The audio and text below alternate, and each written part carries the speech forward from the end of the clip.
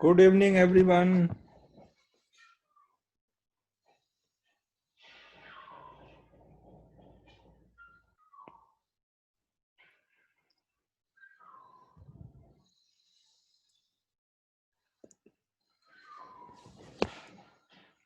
चलो हम लोगों को एक्सरसाइज 2 का डाउट डिस्कस करना है आज।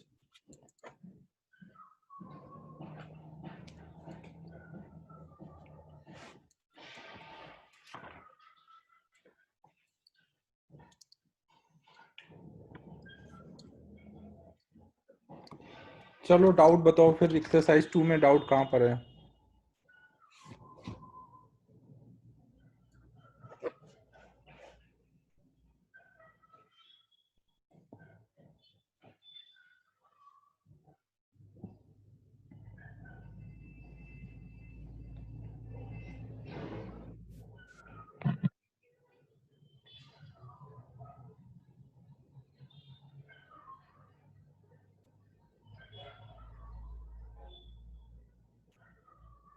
सिक्स देख लो भाई पहले। सिक्स में देखो क्या बोला गया है।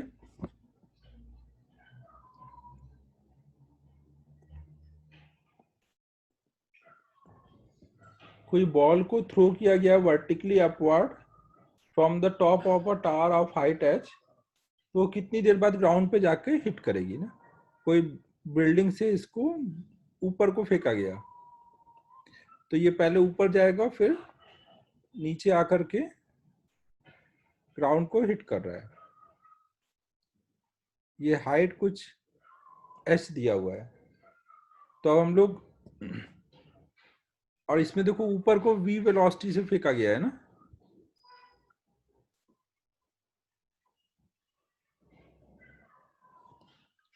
तो हम लोग यहाँ पे क्या क्या लगाएंगे, वाई डायरेक्शन में माइनस एच।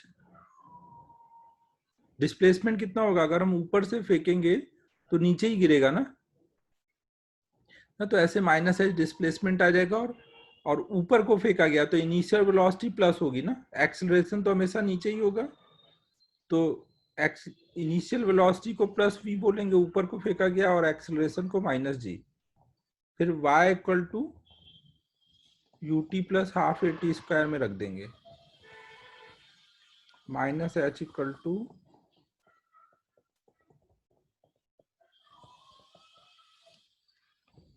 तो इससे देखो ये टाइम में क्वाड्रेटिक इक्वेशन आ गई, जिसके दो रूट्स होंगे, g into t minus 2vt minus 2h equal to 0। तो हमें अब t निकालना है, तो फॉर्मूला लगा दो, माइनस b मतलब minus of minus 2v plus minus b square minus 4ac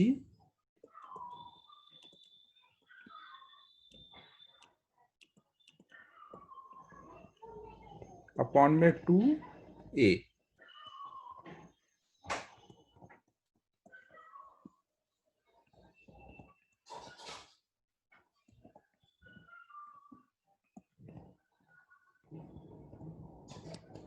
4 common कर लेंगे ऊपर से, अंडर रूट के अंदर से 4 कॉमन करेंगे तो 2 हर जगह आएगा, कट जाएगा। और यहाँ पे देखो प्लस साइन ले या माइनस साइन ले, यहाँ देख रहे हो 4v है, 4v मतलब वो 2v है, 2v में कुछ ऐड हो रहा है, तो ये 2v से ज्यादा है, इधर वाला टर्म 2v से ज्यादा है। अब अगर आप माइनस लोगे तो ये 2v माइनस ये 2v से ज्यादा है, पूरा टर्म नेगेटिव हो जाएगा, तो टाइम नेगेटिव हो जाएगा, जो कि पॉसिबल नहीं है ना, तो प्लस साइन लेंगे। तो और 2 कॉमन कर लेते हैं ऊपर नीचे से, तो ये आ जाएगा v plus v square plus 2gh upon में g। नहीं, ये हमारा टाइम आ गया।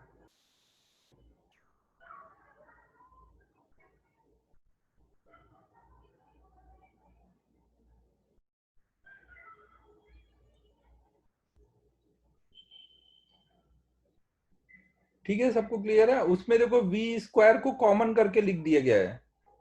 ऑप्शन में v को कॉमन कर दिया गया, ऊपर से कॉमन कर दोगे तो v बाई जी आ जाएगा 1 plus 2gh bye we square, ऐसा कुछ आ जा रहा है। ए ऑप्शन आ जा रहा है।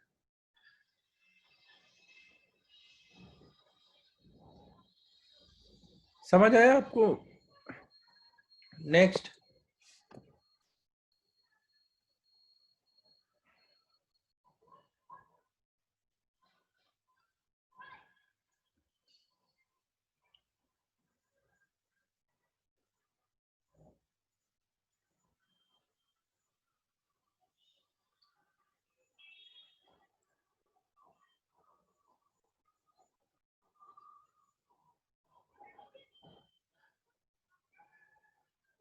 नेक्स्ट नाइन्थ है ना, पहले नाइन्थ देखते हैं।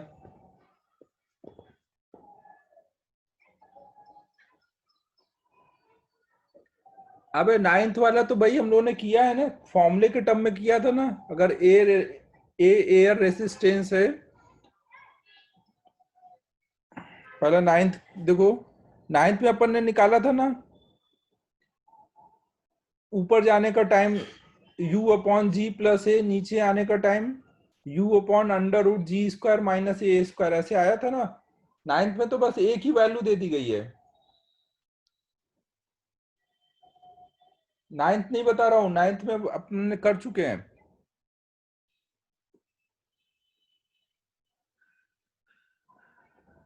एट देखो,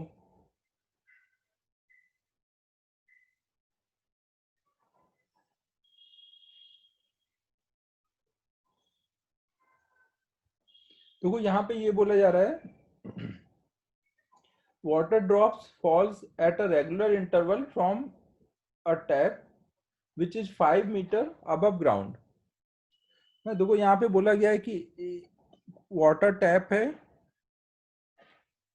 ना, उससे ड्रॉप रेगुलर इंटरवल में गिर रहे हैं।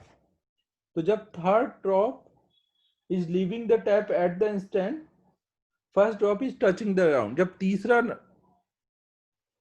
ड्रॉप निकल रहा है तो पहले नंबर का ड्रॉप ग्राउंड पे आ चुका है, सेकेंड वाला कहीं यहाँ होगा और थर्ड वाला कहीं यहाँ पर है। How far above the ground is second drop, तो ये सेकेंड वाला ड्रॉप जो होगा वो कितना ग्राउंड से हाइट है, ये हाइट बतानी है सेकेंड ड्रॉप की। ये टोटल हाइट हमें पता है ना, ये टोटल हाइट कितनी है, 5 मीटर।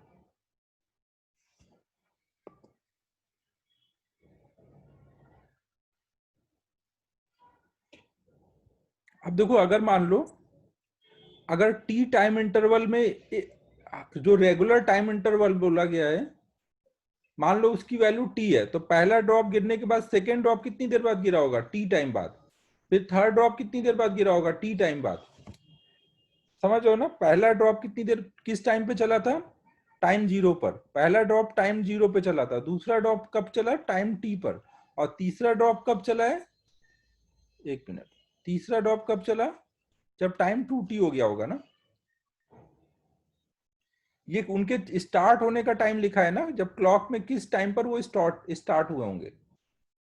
तो इसको नीचे आने में कितना टाइम मिला, अगर ये टाइम जीरो पे चला था और तीसरा ड्रॉप आते आते 2t टाइम होते होते ये नीचे आ चुका है, तो इसको नीचे आने में कितना टाइम मिला, 2t। और हमें पता है कि कोई भी चीज अगर h हाइट से गिरती है तो वो कितनी देर में नीचे आती है, √2h/g, √2h/g, इसकी वैल्यू कितनी होनी चाहिए, 2t। h की वैल्यू आपको दी हुई है 5 अपॉन में g की वैल्यू 10, तो 1। तो टाइम टी आ गया हाफ सेकेंड, मतलब हर एक हाफ सेकेंड के बाद।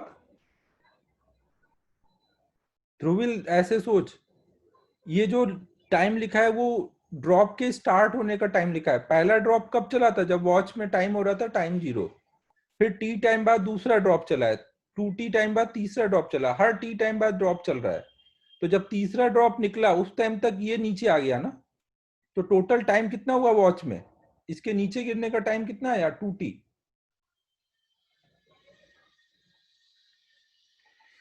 अब हमें टाइम मिल गया, तो अब इसकी हाइट चाहिए हमें। अभी ये कितना टाइम इसको मिल गया? सेकेंड ड्रॉप को जर्नी करने के लिए कितना टाइम मिल चुका है? टी टाइम पे चला था और 2t टाइम हो रहा है। अभी वॉच में कितना टाइम है? 2t, और ये चला कब था? टी। तो मतलब कितना टाइम मिल गया इसको जर्नी के लिए? सेकेंड ड्रॉप को टी टाइम ना। तो टी टाइम में सेकेंड ड्रॉप कितना नीचे गिर जाएगा? अगर हम लोग सेकेंड ड्रॉप देखें तो उसके लिए जर्नी के लिए टाइम कितना मिला? टी। टी मतलब हाफ सेकेंड। उसकी इनिशियल स्पीड क्या है? 0। सब इनिशियल स्पीड 0 से गिर रहा है ना, तो नीचे कितना गिर जाएगा? y इक्वल टू यू 0 है, हाफ a की वैल्यू -10 ना, g की वैल्यू डाल दी इंटू टी स्क्वायर। तो ये आ जाएगा -10/8। हम बोल सकते हैं -5/4, मतलब -1.25 ना। ये मतलब नीचे कितना गिरा है? माइनस मतलब नीचे गया है ना। ये डिस्टेंस कितनी है? 1.25। तो हाइट फ्रॉम ग्राउंड कितना बोलोगे?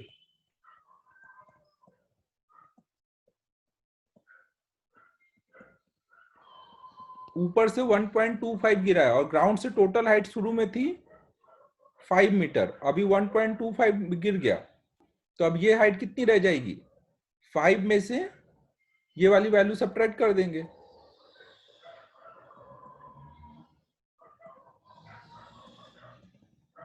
आपको क्वेश्चन में ग्राउंड से हाइट बतानी है ना।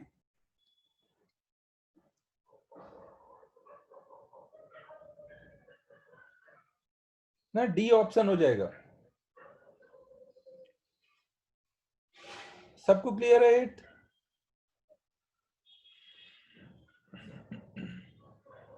हमेशा देखो, जब भी फिजिक्स के प्रॉब्लम करो तो वहां पे डायग्राम बनाना बहुत इंपॉर्टेंट है ना। जब आप अच्छे से डायग्राम बनाओगे तभी आप उसमें सोच पाओगे क्या क्या हुआ है ना। आप बिना डायग्राम बनाए हर कुछ इमेजिन करना चाहोगे तो उसमें हो सकता है कोई पॉइंट गलत सोच लो। डायग्राम रहेगा तो थोड़ा सोचना इजी होता है। नेक्स्ट बताओ।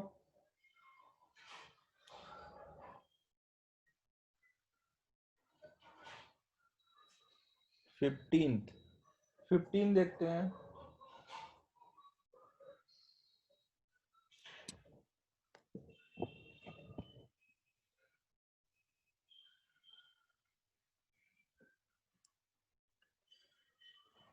देखो 15 में क्या है, अगर आपने कोई भी ऐसा डिस्क लिया एक,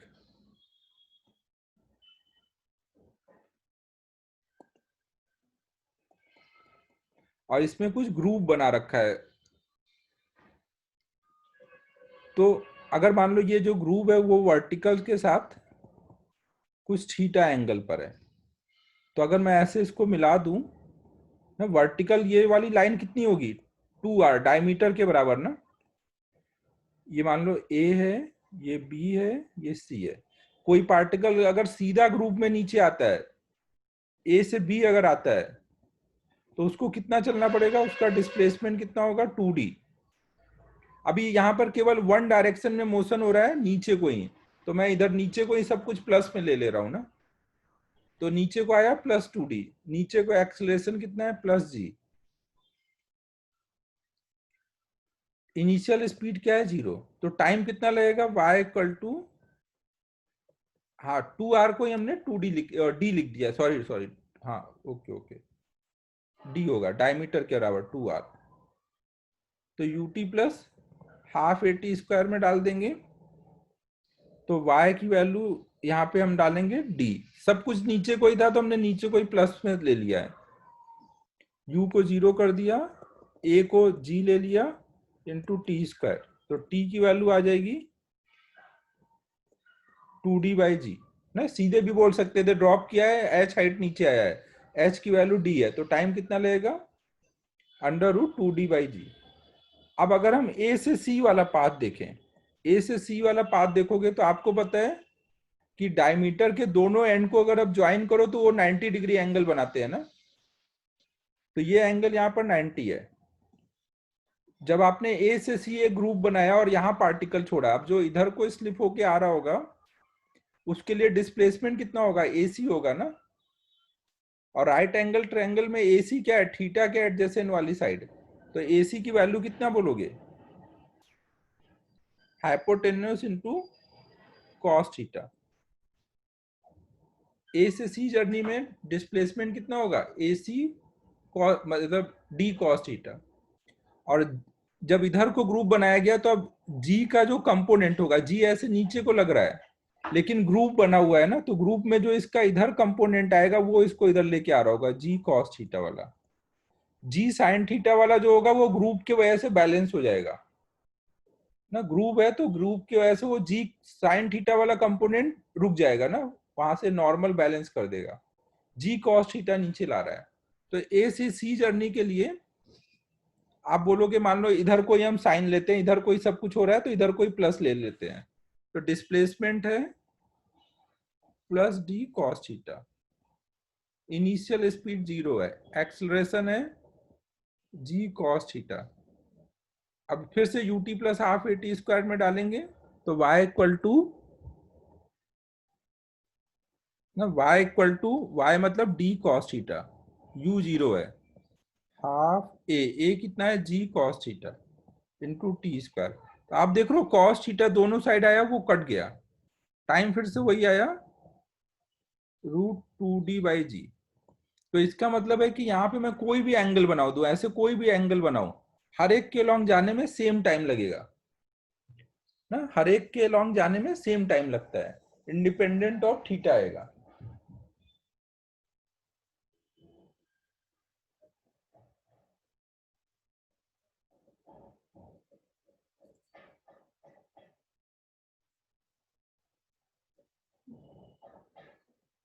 नेक्स्ट अब बताओ।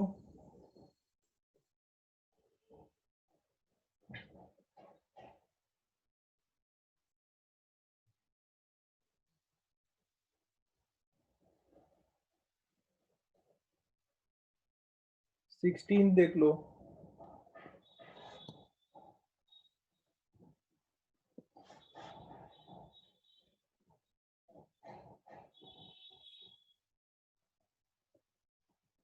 सिक्सटीन में देखो बोला जा रहा है कि हम लोग बॉल ऊपर को फेंक रहे हैं, हम लोग इस लेवल से फेंक रहे हैं बॉल, और जब भी एक बॉल फेंका जाता है तब तक नेक्स्ट बॉल जो है वो एट द मैक्सिमम हाइट। तो ये जब अपने मैक्सिमम हाइट पे पहुंच जाएगा, ये मान लो अपने मैक्सिमम हाइट पे पहुंचेगा, तब फिर अगला बॉल यहां से हम स्टार्ट करेंगे।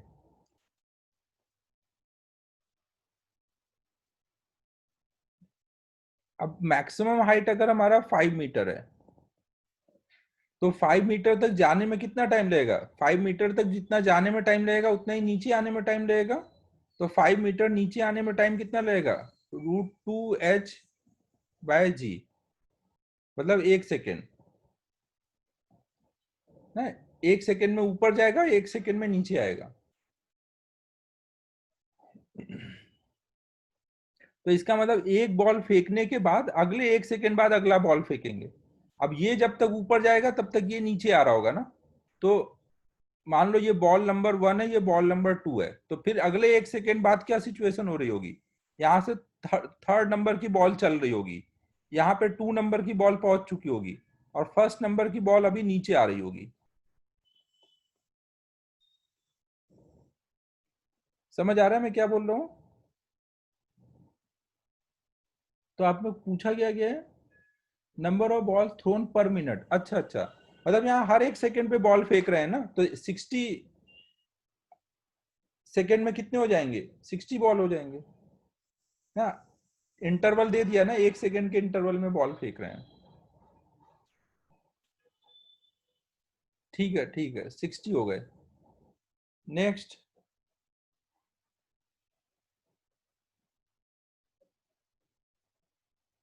13th।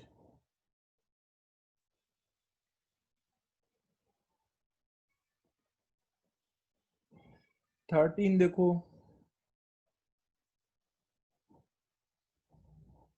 देखो इसमें क्या है कि कोई एरोप्लेन से कोई पैरासूट वाला जंप करता है, तो 10 सेकेंड तक वो फ्रीली गिरा ना, जंप करने के टाइम जीरो पे अगर ये जंप किया तो 10 सेकेंड तक तो उसने पैरासूट ओपन नहीं किया, तो वो जी एक्सेलरेशन से नीचे गिर रहा होगा। फिर जैसे उसने पैरासूट ओपन किया तब तक उसने कुछ स्पीड गेन कर ली है, पैरासूट ओपन करते रिटार्डेशन शुरू हो गया, मतलब ऊपर को एक्सेलरेशन आ गया, और वो कितना है 2.5 मीटर पर सेकेंड स्क्वायर। और आपको अगर ये टोटल हाइट बता दी गई, ये है 2495, जी की वैल्यू 10 है, तो hit the velocity on reaching the ground, तो वो जब नीचे आएगा तो उसकी क्या वेलोसिटी रहेगी वो बताना है ना। यहाँ जब आएगा, मान लो वी डैश से आ रहा है, तो कितने वेलोसिटी से आके हिट करेगा। क्वेश्चन सबको क्लियर है? पहले जंप करता है तो फ्री फॉल होता है 10 सेकंड तक, फिर पैरासूट ओपन करता है तो वेलोसिटी कम होने लग जाती है ना, और फिर धीमे धीमे जाकर के कोई वी से, मान लो अभी यहाँ पर है तो यहाँ आते आते कोई वी डैश हो जाएगा। जो ये एक्सेलरेशन होता है ये फाइनल एक्सेलरेशन दिया जाता है ना, अब इसमें जी वगैरह का कोई इफेक्ट नहीं लेना होता है ना। यहाँ का जर्नी का एक्सेलरेशन क्या है 2.5।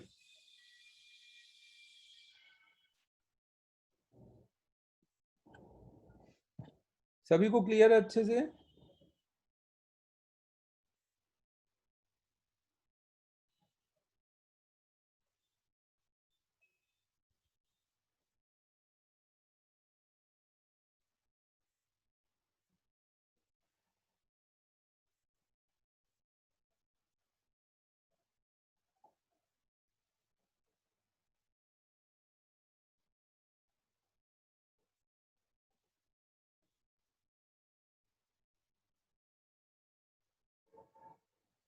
17 तक नहीं ध्रुवील, ग्राफ वाले तो सब दे दिए थे ना, एक्सरसाइज 2 के भी ग्राफ तो सब दे दिया था मेरे हिसाब से।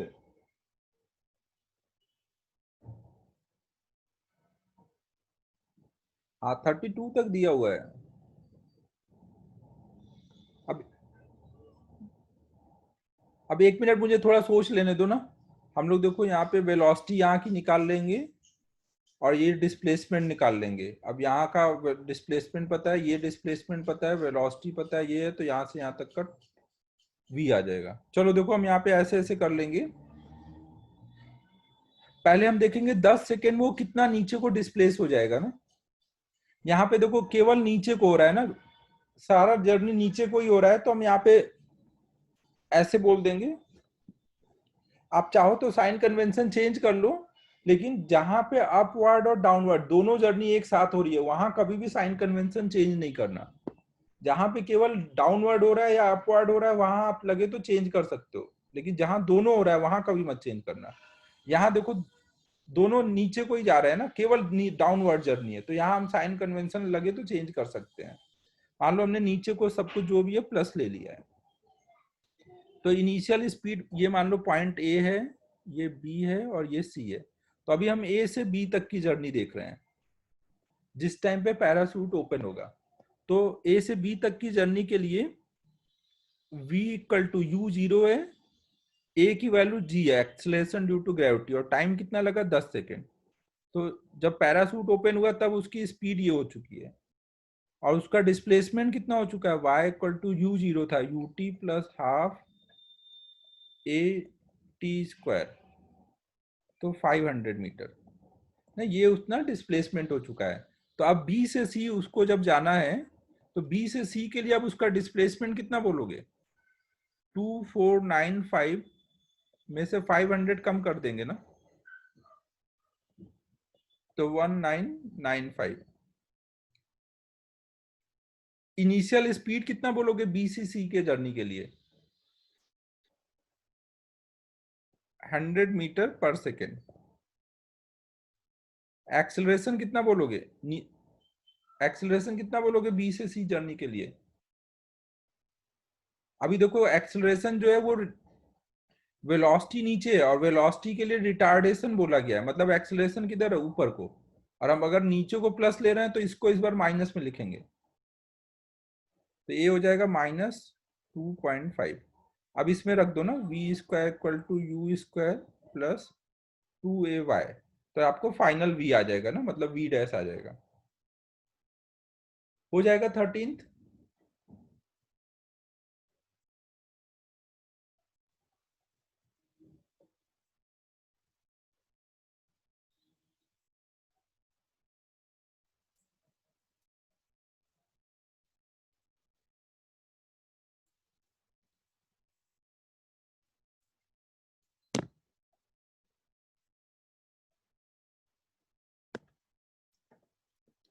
श्रेयस,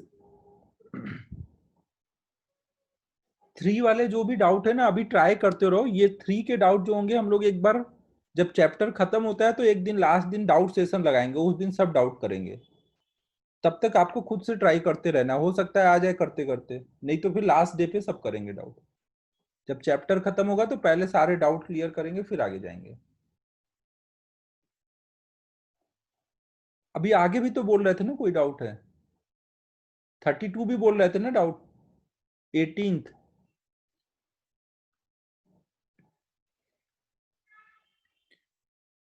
हाँ, 18 देख लो पहले। 18 में देखो क्या बोला गया है,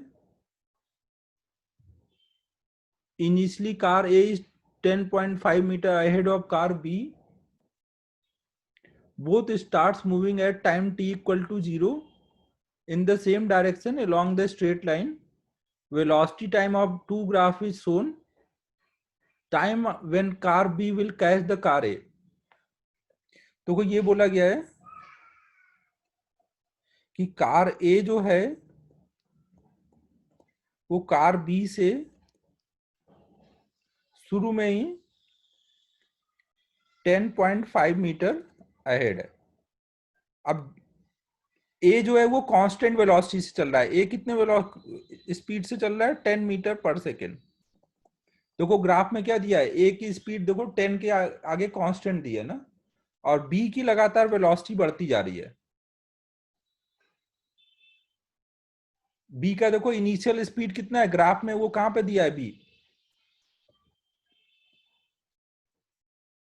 ए का ग्राफ ऐसे है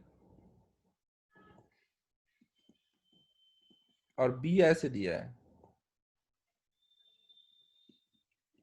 तो वीटी ग्राफ का स्लोप क्या देगा, अगर हम बी के लिए देखें तो इनिशियल स्पीड 0 है और स्लोप क्या होगा, एक्सेलरेशन होगा ना। तो बी कार के लिए इनिशियल स्पीड 0 है और एक्सेलरेशन 1 है। तो अब ये बताना है कि कब बी वाला ए को ओवरटेक कर लेगा। तो आप मान लो कि जहां पर ओवरटेक करेगा, मान लो कोई टी टाइम बाद जाकर के ओवरटेक करेगा, तो टी टाइम बाद जब ओवरटेक करेगा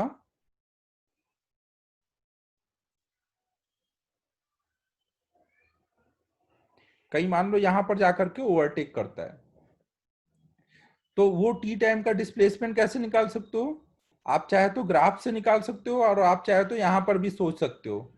तो अभी ग्राफ दिया है तो मैं ग्राफ से ही बता देता हूँ ना। मान लो यहाँ पे कहीं जाकर के ओवरटेक करता है, तो इस टाइम तक क्या होगा, ए का डिस्प्लेसमेंट ये जो एरिया आएगा इससे मिलेगा ना, और बी का जो डिस्प्लेसमेंट होगा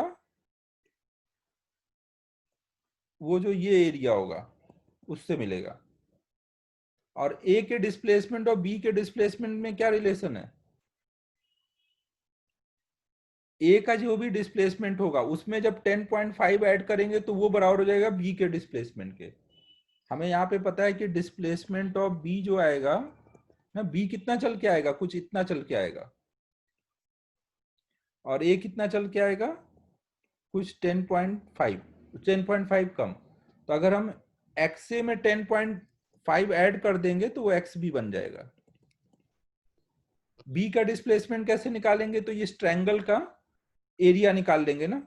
ये बी का ग्राफ है ना, ये एंगल 45 है, यहाँ पे टाइम टी है, मतलब ये वाला साइड टी है, तो ये हाइट भी कितना आएगा, टी आएगा ना। tan थीटा अगर 45 है तो हाइट और बेस दोनों सेम होंगे तभी ना 1 आएगा।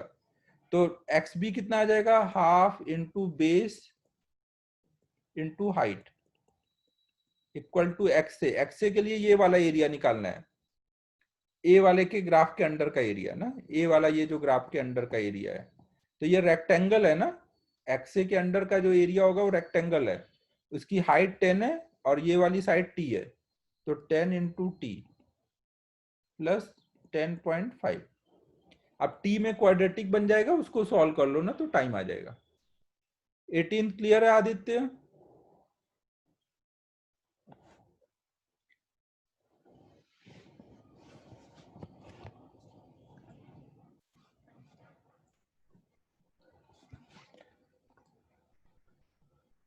नाइनटीन देखो अब।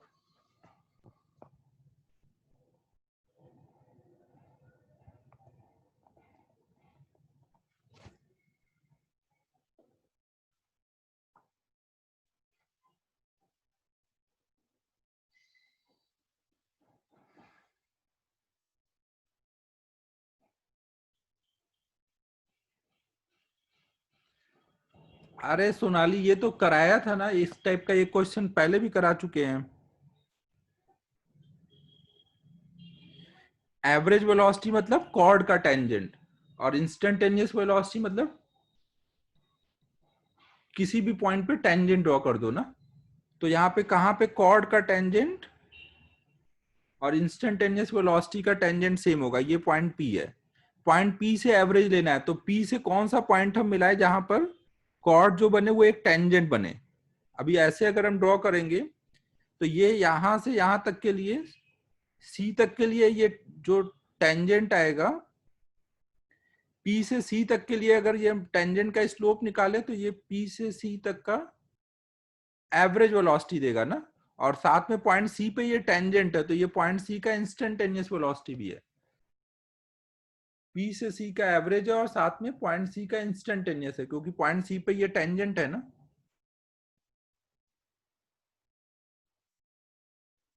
सोनाली समझा क्या? जो भी डाउट है अनम्यूट करके बोल दे अगर डाउट है कुछ तो। सोनाली हमेशा ध्यान रखो कि एवरेज वेलोसिटी मतलब कॉर्ड का स्लोप देखना है ना। मैं पहले कॉर्ड का टेंजेंट बोल रहा था, क्या बोल रहा था मैं? हमेशा ध्यान रखो एवरेज मतलब कॉर्ड का स्लोप देखना है, और इंस्टेंटेनियस मतलब टेंजेंट का स्लोप देखना है ना। चलो नेक्स्ट बताओ। 22, 21 भी है। 21 देख लो पहले।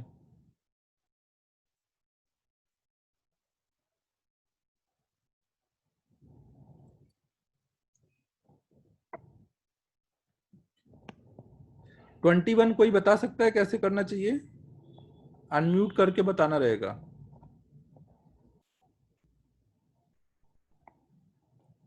हाँ श्रेयस बताओ।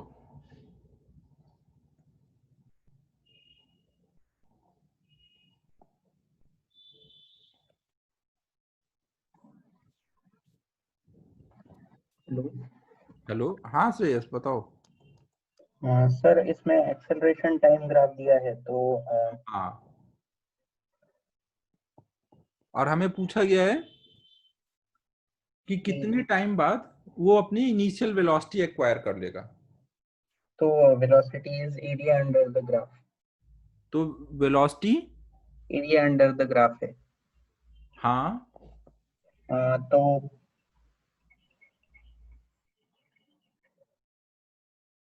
Sir area under the graph निकाल के हो सकता है। देखो, हाँ ठीक है। अच्छा देखो, सरायु तू बता क्या बोल रही है। हाँ भावेश ना, area under graph is change in velocity not velocity.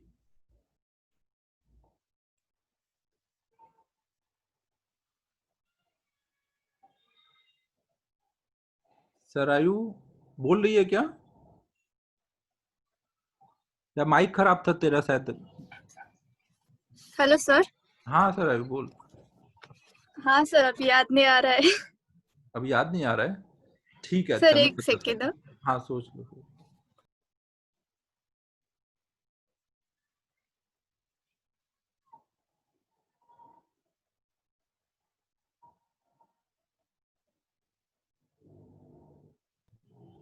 हाँ सर। हाँ बताओ। हाँ सो जैसे उसने बोला area under the graph will be velocity but it will be change in velocity. हाँ, चेंज इन वेलोसिटी। हाँ, तो अगर एरिया 0 हो जाएगा तब हाँ तब इनिशियल वेलोसिटी वापस मिल जाएगी, तो हाँ फिर हाँ हाँ, एरिया हो इक्वल जाएगा करना है। हो जाएगा, वेरी गुड। देखो एरिया हमें 0। पता है कि एरिया अंडर ग्राफ क्या देगा, चेंज इन वेलोसिटी। तो अगर आपको इनिशियल वेलोसिटी u थी और फाइनल फिर से u चाहिए, तो चेंज कितना हुआ? अगर स्टार्ट किया था u से और फिर से u हो जाना है, तो चेंज कितने का आया? 0 का ना। अगर फिर से आपको फाइनल वेलोसिटी बोला जा रहा है कि इनिशियल के इक्वल हो जाए, तो इसका मतलब चेंज कितना हुआ? 0। तो आपको क्या कर देखना है कि कहाँ पे ये एरिया 0 हो जाएगा ना। अब आपको पता है कि भाई ये टाइम एक्सिस के ऊपर वाला एरिया प्लस में होगा और नीचे वाला एरिया माइनस में होगा। तो जितना एरिया ये ऊपर प्लस में है, उतना ही एरिया जब नीचे माइनस में आ जाएगा तो हो जाएगा ना। अब देखो ये यहां से यहां तक 4 सेकेंड है, तो सेम वे में इधर और 4 सेकेंड जाओगे, मतलब यहाँ पर टाइम टोटल कितना हो जाएगा? 1 सेकेंड। तो ये ग्राफ देगा कुछ ऐसे आ जाएगा।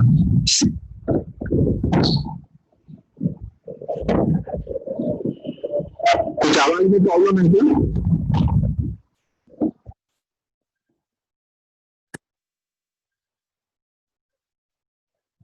अभी तो सही हो गया होगा।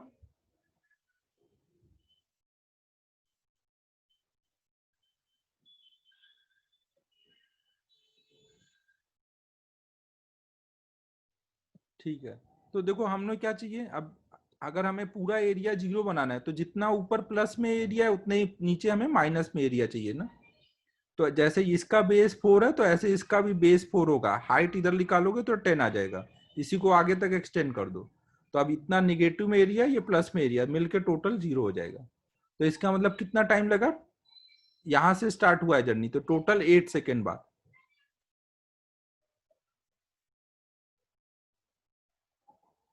समझ आया क्या बोल रहा हूं?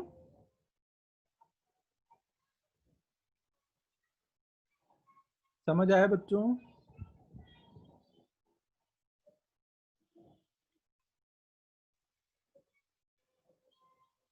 फिर इसके बाद 32 से पहले भी और कई डाउट थे, और बताओ कौन से हैं? 21 के बाद नेक्स्ट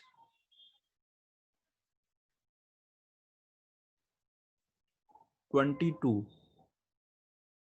22, 23, 24। अबे तुम लोग मुझे ही होमवर्क दे दिए हो, सब क्वेश्चन सॉल्व करा रहे हो।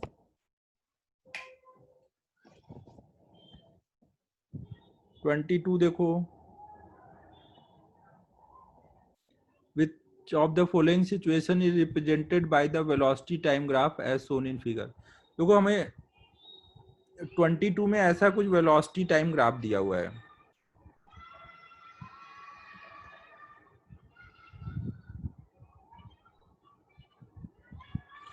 तो इसमें क्या हो रहा है, इनिशियल देखो जो इंटरसेप्ट होगा ये क्या होता है? u होता है ना।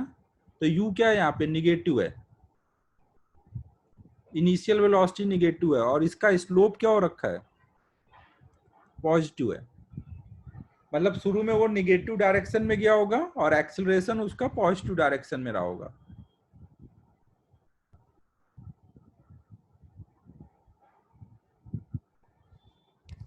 तो अब ये देखते हैं क्या हो रहा है यहाँ पर। A stone thrown up vertically returning back to the ground, downward को पॉजिटिव लिया है। हाँ ये हो सकता है। अगर मैंने डाउनवर्ड को पॉजिटिव ले लिया तो अपवर्ड को निगेटिव लूंगा। तो शुरू में मुझे निगेटिव वेलोसिटी चाहिए थी ना, शुरू में मुझे निगेटिव वेलोसिटी चाहिए। तो इसका मतलब क्या होगा कि अगर मैं ऐसे ऊपर को फेंकता हूं, तो शुरू में u क्या होगा? निगेटिव होगा, और एक्सेलरेशन g होगा जो कि नीचे को है, और नीचे को यहाँ में प्लस में बोला जा रहा है ना, और g हमेशा नीचे को होगा, मतलब हमेशा यहाँ पे स्लोप प्लस में है ना।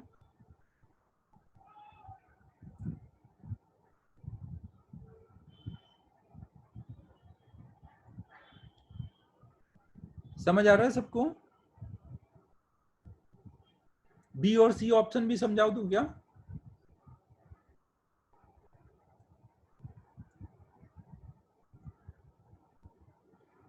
ए ऑप्शन आंसर है, बी सी ऑप्शन समझाना है। देखो बी वाले में बोला गया कि कार पहले डी एक्सेलरेट कर रहा है, बी ऑप्शन में कार डी एक्सेलरेट कर रहा है, मतलब इनिशियल स्पीड इधर है और एक्सेलरेशन इधर है। तो और फिर उसके बाद वो एक्सेलरेट कर रहा है, पहले डी एक्सेलरेट कर रहा है फिर एक्सेलरेट कर रहा है। तो अब देखो ये क्या होगा, पहले जाकर के स्टॉप हो जाएगा और एक्सेलरेशन अगर कंटिन्यू इधर कोई लग रहा है तो बाद में क्या होने लगेगा, ये रिटर्न आने लगेगा, तो उस टाइम पर एक्सेलरेट होता दिखेगा ना। लेकिन इसमें बस ये है, अच्छा इसमें डायरेक्शन सेम बोला है, लेकिन देखो यहाँ पे जब डी एक्सेलरेट हो रहा था तो इधर जा रहा था और फिर एक्सेलरेट हो रहा है तो इधर आ रहा है, बट क्वेश्चन में बोला गया है कि एक्सेलरेट होने के टाइम पे भी वो इधर ही जा रहा है।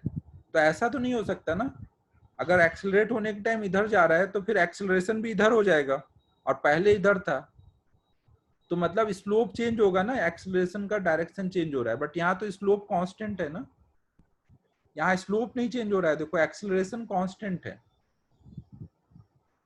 बी में स्लोप चेंज करना पड़ेगा। और समझाऊं बी ऑप्शन, समझो।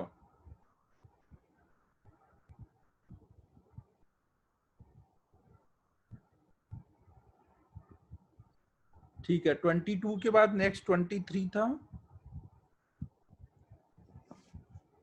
ध्रुवील वीएक्स ग्राफ में बस आप ये ध्यान रखो कि पैराबोला का ग्राफ कैसे बनाते हैं ना, रिलेशन लिखो और पैराबोला का ग्राफ बना दो, ज्यादा दिमाग नहीं लगाने का उसमें ना, पैराबोला का ग्राफ बनाना सीख लो और रिलेशन लिखो और ग्राफ बना दो।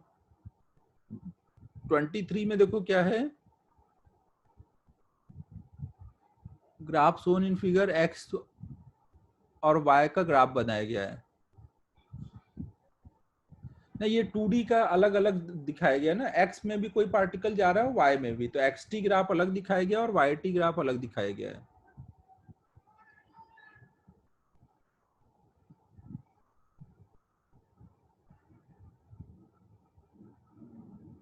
देखो हमें पता है कि अगर एक्स टी ग्राफ आपको ऐसे दिया है और ये अब टेंजेंट है, तो इसका मतलब एक्सेलरेशन क्या हुआ, ग्रेटर देन जीरो ना। अगर एक्स टी ग्राफ ना ऐसे है तो मतलब जो भी एक्सेलरेशन होगा वो एक्स डायरेक्शन वाला जो एक्सेलरेशन है वो प्लस डायरेक्शन में है। फिर वाई टी ग्राफ देखो, वाई को अलग सोचना है एक्स को अलग ना, जब वाई को देख रहे हैं तो वो ऐसे जा रहा है, ऐसे जा रहा है, मतलब ये क्या है, बिलो टेंजेंट। बिलो टेंजेंट मतलब एक्सेलरेशन निगेटिव, मतलब वाई डायरेक्शन का एक्सेलरेशन क्या है, वाई वाला एक्सेलरेशन नीचे को है, तो इन दोनों को कंबाइन करके नेट एक्सेलरेशन कितना आएगा, एक्स वाला पार्ट पॉजिटिव वाई वाला निगेटिव, तो इधर को आएगा ना नेट एक्सेलरेशन, बी ऑप्शन आएगा। सबको चमका क्या बोल रहा हूं मैं?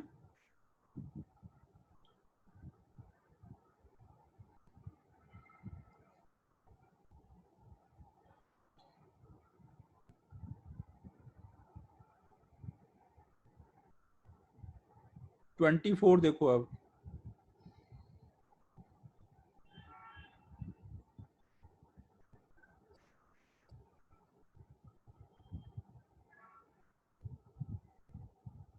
देखो हमें ए वर्सेस वी का ग्राफ दिया हुआ है,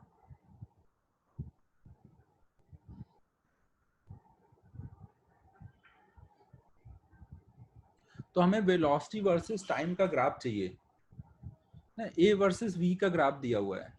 तो अगर मैं इस ग्राफ को देख करके रिलेशन लिखूं तो क्या रिलेशन आएगा, ये स्ट्रेट लाइन हो रहा होगा ना कुछ, ये मान लो कुछ यहाँ पे v नॉट है, यहाँ पे कुछ a नॉट है, कुछ भी वैल्यू ले लेते हैं ना, या कुछ ऐसे मान लेते हैं, ये मान लो a है और ये मान लो, सॉरी a तो एक्सेलरेशन है ना, तो कुछ और ही लेते हैं, ये मान लो v नॉट है और ये कुछ a नॉट है, तो यहाँ हम रिलेशन क्या लिखेंगे, इंटरसेप्ट फॉर्म यूज करके लिख देंगे ऐसे, कि v upon v naught x by a plus y by b equal to 1। तो एक्सेलरेशन देखो यहां से क्या आ जाएगा, 1 minus v by v not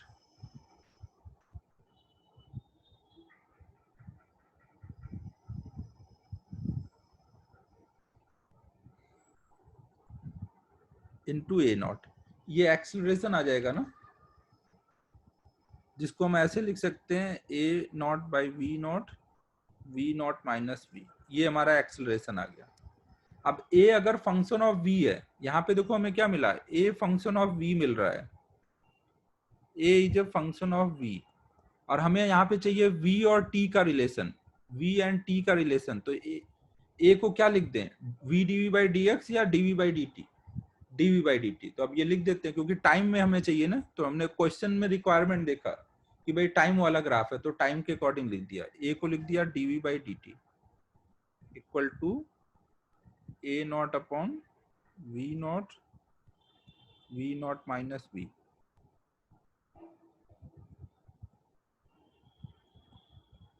a naught v naught constant है ना,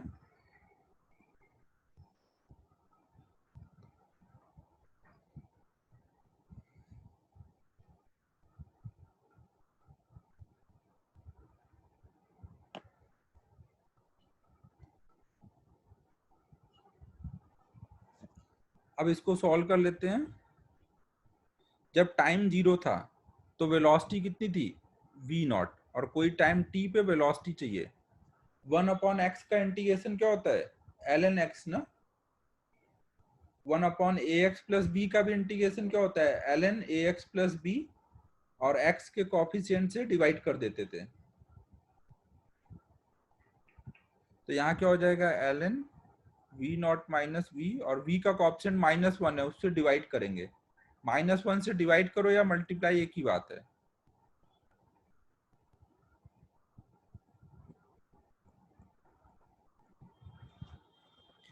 तो अब ये कितना आ जाएगा,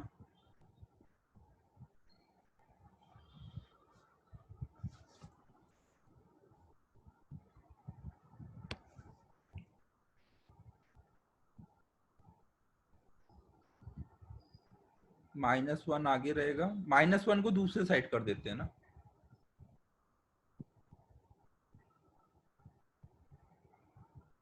लिमिट डाल देंगे v नॉट माइनस वी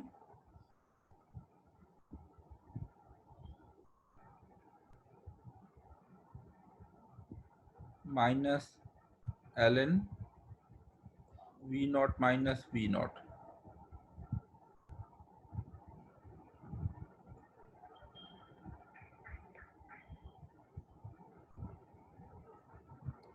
यार ये v naught minus v naught ये तो गड़बड़ हो गया, क्योंकि ln 0 आ गया, वो टेंडिंग टू माइनस इनफाइनाइट हो जाएगा। अब इसको सॉल्व नहीं आता करते आएगा। एक मिनट रुको, मुझे जरा सोचने दो। हाँ नॉट डिफाइन है वो, एक मिनट।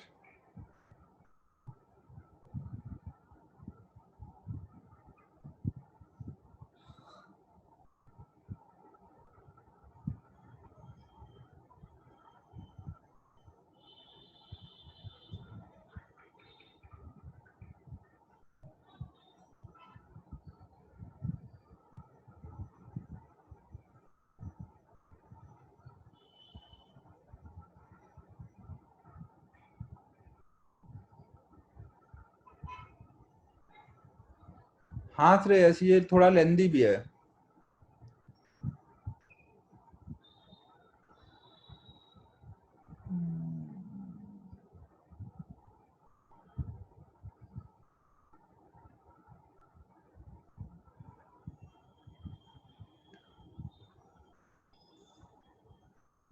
यार इसकी जगह ना, वैसे यहाँ पे यही सही है जो श्रेयस बोल रहा है, कि ऐसे सॉल्व करने की जगह ऑप्शन से ही जाते हैं, क्योंकि अब ये लिमिट ऐसी आ गई ना, अब तो इसको सॉल्व करते नहीं आएगा। अगर हम ऑप्शन से ही जाएं, क्योंकि थोड़ा सा क्वेश्चन वैसे तो रॉन्ग ही है ये, लेकिन अब जो दिया है उस हिसाब से करेंगे। तो एक मिनट मेरे को जहाँ सोच लें, तो ऑप्शन से तो हो ही जाएगा।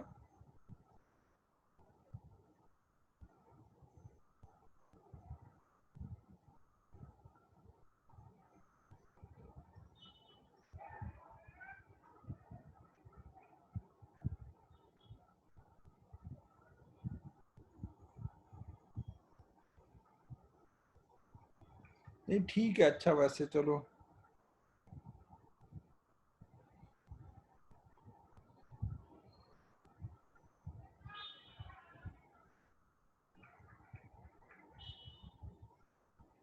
देखो यहाँ ऑप्शन से ही जाना पड़ेगा।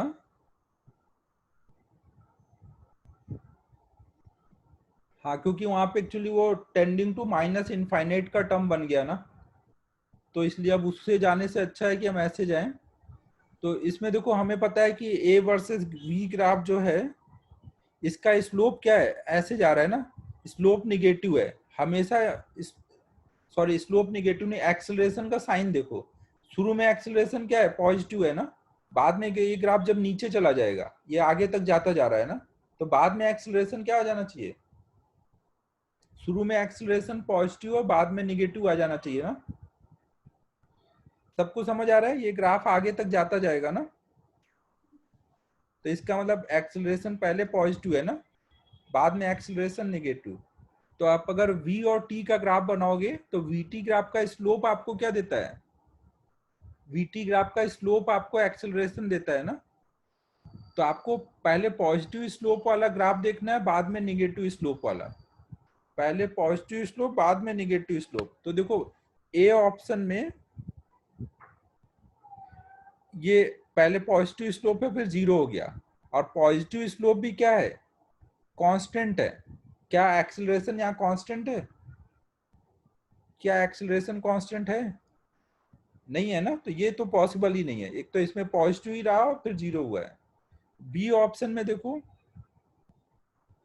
पहले ग्राफ अब टेंजेंट था फिर बिलो टेंजेंट हुआ, इधर का टेंजेंट बनाओगे तो पॉजिटिव आएगा और इधर का टेंजेंट बनाओगे तो निगेटिव आएगा। तो ये दिख रहा है ना, यहाँ स्लोप चेंज भी हो रहा है और पहले स्लोप पॉजिटिव है बाद में स्लोप निगेटिव हो गया। तो बी ऑप्शन ही सबसे अप्रोप्रिएट हुआ ना।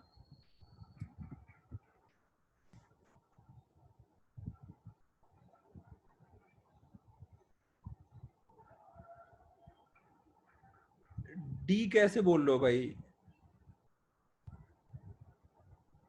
डी कैसे आ जाएगा,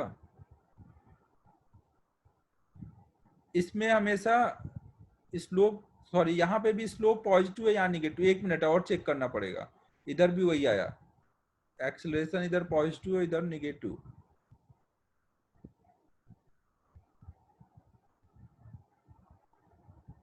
अच्छा अच्छा, ग्राफ में जितना बोला उतने पार्ट का ही बनाना है, अगर ग्राफ में जितना बोला उतने पार्ट का बनाना है, हाँ तब तो ठीक है। तो उतने पार्ट का बनाना है तो हमेशा पॉजिटिव स्लोप चाहिए, हमेशा पॉजिटिव स्लोप और वेरिएबल। हाँ सही बात है, सही बात है, हमेशा पॉजिटिव स्लोप और वेरिएबल। तो इसमें क्या होगा, हमेशा पॉजिटिव स्लोप होगा और वेरी कर रहा है। हाँ ठीक है ठीक है, अपन को मुझे लगा ये आगे तक का बनाना है, नहीं यहीं तक का बनाना है जहां तक का दिया हुआ है फिगर, तो उसके हिसाब से एक्सेलरेशन पॉजिटिव होगा और वेरिएबल है। तो वीटी ग्राफ में स्लोप पॉजिटिव होना चाहिए और वेरिएबल होना चाहिए, तो डी ऑप्शन ही सही है। बाकी मैं एक बार सोचता हूँ कैलकुलस से कुछ हो सकता है क्या सॉल्व करके, अगर कुछ होता है तो बताता हूँ। नेक्स्ट बताओ।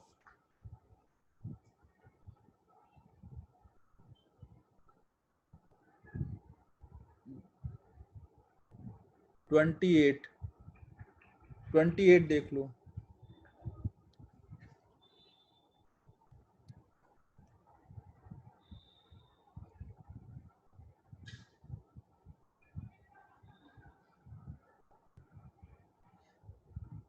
A particle is moving along x-axis with constant acceleration। कोई पार्टिकल बोला गया कि x एक्सिस के along जा रहा है with constant acceleration at t equal to 0, time 0 पर ये x इक्वल टू 3 पे था, और उसका dx बाई dt दिया है, dx बाई dt दिया है मतलब वेलोसिटी दी है x डायरेक्शन में, 4 मीटर पर सेकेंड है, और maximum value of x coordinate 2 second बाद वो यहां तक आया और इसके बाद रिटर्न जा रहा है, तभी x का बढ़ना बंद हो जाएगा ना। 2 सेकेंड बाद बोला गया कि x की वैल्यू मैक्सिमम है, तो इसका मतलब क्या हुआ कि x में और आगे नहीं गया ना, तभी ना वो वहां पे x मैक्सिमम हुआ। 2 सेकंड बाद, टाइम यहाँ पे 2 सेकंड हो गया।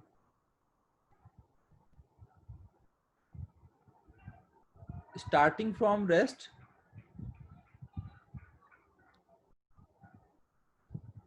t equal to 0 after what time particle reaches its initial position। तो वो कितनी देर बाद अपने इनिशियल पोजीशन पे आ जाएगा ये बताना है ना। तो आपको देखो ये पता है कि जैसे रिटार्डेशन है यहाँ पर, यहाँ पे रिटार्डेशन है, तो जहां पे भी एक्सेलरेशन कांस्टेंट होता है वहां पे जैसे जैसे वेलोसिटी कम होती है वैसे ही बढ़ेगी, या अगर बढ़ी है तो वैसे ही कम होगी। यहाँ पहले वेलोसिटी 2 सेकंड में कम हुई है तो वापस वो बढ़ेगी अगले 2 सेकंड में। तो यहाँ पे क्या होगा, पहले 2 सेकंड तक गया है आगे को, वेलोसिटी कम होती गई, फिर रिटर्न आएगा तो फिर अगले 2 सेकंड में बढ़ के उतनी ही आ जाएगी ना जितनी पहले थी। तो इसका मतलब टोटल टाइम कितना लगेगा, 4 सेकंड। एक्सेलरेशन यहाँ पे कांस्टेंट दिया हुआ था ना। एक्सेलरेशन जब कांस्टेंट होता है तो जैसे जैसे आगे जाता है वैसे वैसे ही पीछे भी आता है ना। कुछ समझ आया मैं क्या बोल रहा हूँ?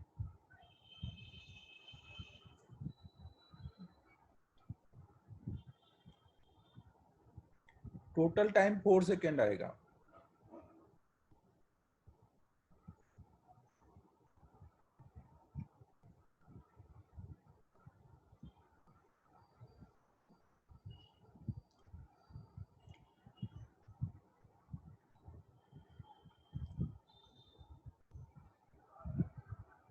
हाँ, वो इस चीज को ग्राफ में भी बना के दिखा सकते हैं।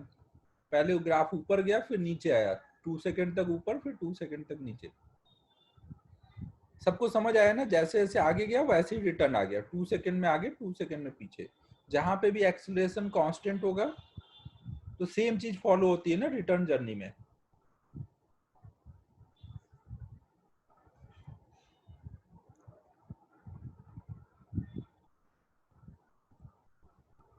ट्वेंटी 29 देखो अब,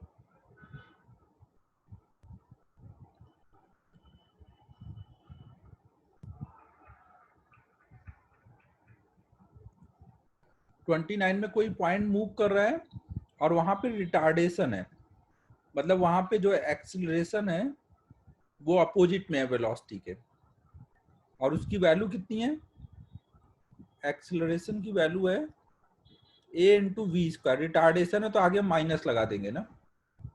इनिशियल वेलोसिटी दी गई है प्लस u, तो distance covered in T second, T second में वो कितना डिस्टेंस कवर करेगा।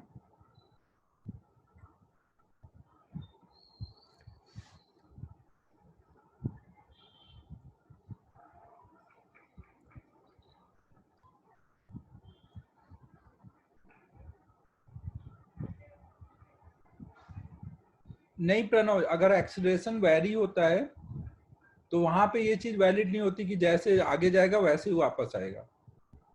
एक्सीलरेशन कांस्टेंट में ही केवल ये चीज वैलिड है।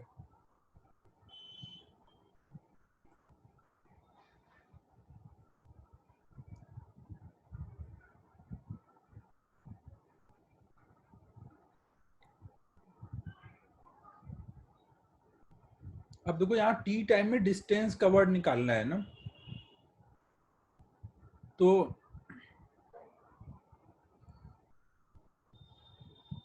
अब यहाँ पे हमें ये सोचना रहेगा कि क्या ये अभी आगे ही जा रहा है या फिर वापस भी लौटने लग गया। क्योंकि अगर वापस लौटने लग जाएगा तो पहले आगे गया वो डिस्टेंस निकालना रहेगा और रिटर्न वाला निकालना है, और अगर वो वापस नहीं लौटा बस आगे ही जाता जा रहा है तो बस डिस्प्लेसमेंट निकालेंगे, उसको ही आंसर बोल देंगे ना।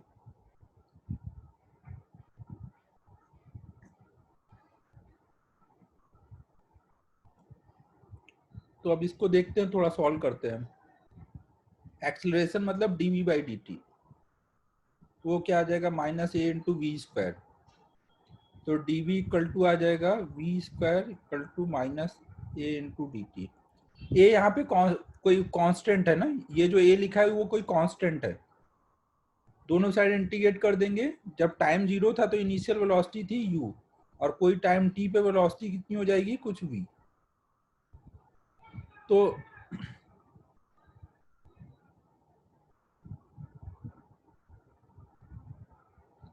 अब यहाँ पे देखो एक चीज ध्यान रखो, एक्सेलरेशन फंक्शन ऑफ v है और t टाइम में डिस्टेंस कवर्ड पूछा है, टाइम आया है ना, इसलिए मैंने a को dv बाई dt लिखा है, v dv बाई dx नहीं लिखा। 1 बाई v का v स्क्वायर का इंटीग्रेशन आएगा -1 by v।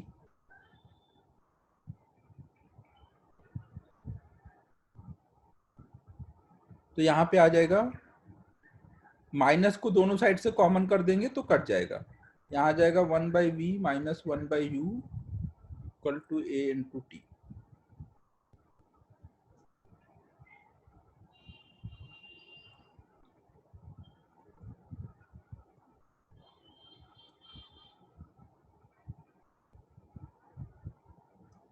One by v equal to ऐसे।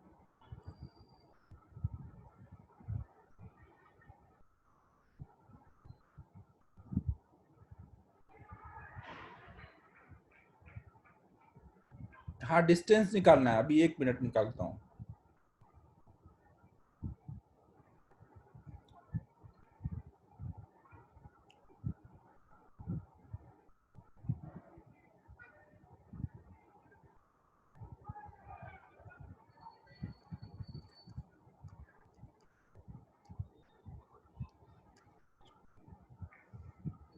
टाइम का टर्म भी चाहिए ना, अगर मान लो हम लोग इसको v dv बाई dx लिखते हैं तो v का टर्म आता है इन टर्म्स ऑफ x, फिर हमें v को लिखना पड़ता है, वो करना ही पड़ेगा, ये उससे में भी दोबारा इंटीग्रेशन करना पड़ेगा, इसमें भी करना पड़ेगा।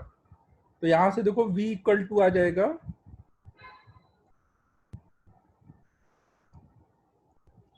तो v इक्वल टू आया u upon 1 plus A you into T.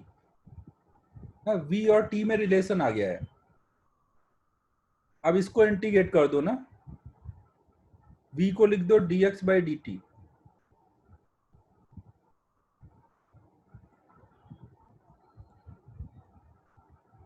तो dx इक्वल टू आ जाएगा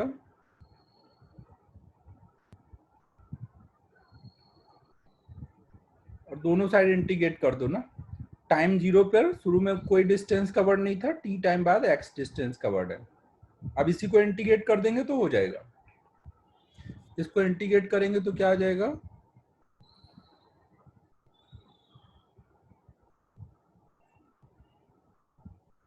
यहाँ पे एक चीज बताओ, क्या ये कभी वापस लौटेगा? ये आगे जा रहा है, क्या ये कभी वापस लौटेगा?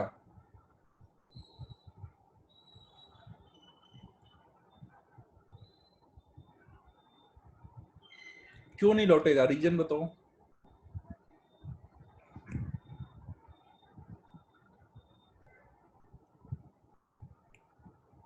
अबे स्क्वायर से कोई मतलब नहीं है, देखो यहाँ पे जो एक्सेलरेशन है वो v का फंक्शन है। अगर मान लो वेलोसिटी जब वो वापस लौटना होगा तो लास्ट पॉइंट पे v को क्या होना पड़ेगा, 0 ना। अगर v 0 हो गया तो फिर a भी 0 हो जाएगा। अगर पार्टिकल का v भी नहीं है a भी नहीं है तो वापस क्यों लौटेगा? अगर लास्ट पॉइंट पे रिटर्न वाले टाइम पे v 0 चाहिए और v 0 होते ही a 0 हो जाएगा, क्योंकि a फंक्शन ऑफ v है। तो पॉसिबल ही नहीं है ना कि अगर पार्टिकल में v भी नहीं है a भी नहीं है तो कैसे वापस आएगा? तो वो आगे ही जा सकता है ना, पीछे लौट ही नहीं सकता यहाँ पर। तो इसलिए हमें कोई टेंशन लेना ही नहीं है, बस x आया इसी को इंटीग्रेट कर लेंगे ना, यही हमारा डिस्टेंस हो जाएगा। अब ये तो आराम से इंटीग्रेट हो जाएगा, ये हो जाएगा x इक्वल टू u बाहर कर लेंगे, कांस्टेंट है 1 अपॉन ए एक्स प्लस बी का इंटीग्रेशन करना है तो ln 1 plus A you into T, और t का कॉएफिशिएंट a इंटू यू है तो उससे डिवाइड कर देंगे, लिमिट 0 से t डाल देंगे। तो 1 अपॉन ए ln, एक बार हमने t की जगह t रखा और एक जगह t की जगह 0 रखा, तो ये आ जाएगा ln 1 0 हो जाएगा, 1 अपॉन ए ln 1 प्लस ए इंटू टी।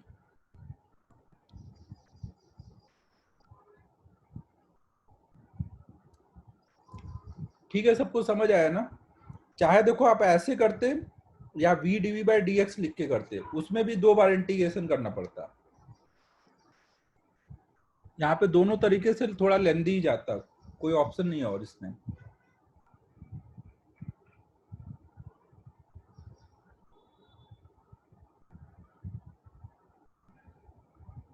अब नेक्स्ट 32 देखो,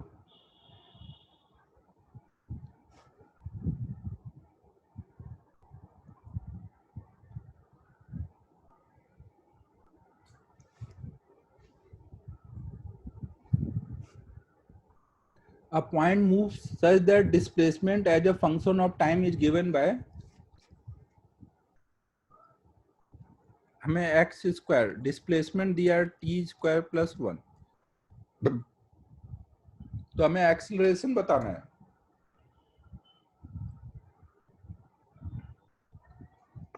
एक्सीलरेशन का मतलब क्या होता है, अगर हम x को एक बार डिफरेंशिएट करेंगे तो क्या आ जाएगा v, और फिर v को डिफरेंशिएट करेंगे तो एक्सीलरेशन आएगा। v को डिफरेंशिएट मतलब x का दोबारा डिफरेंशिएशन ना, हमें 2 बार डिफरेंशिएट करना है यहाँ पर।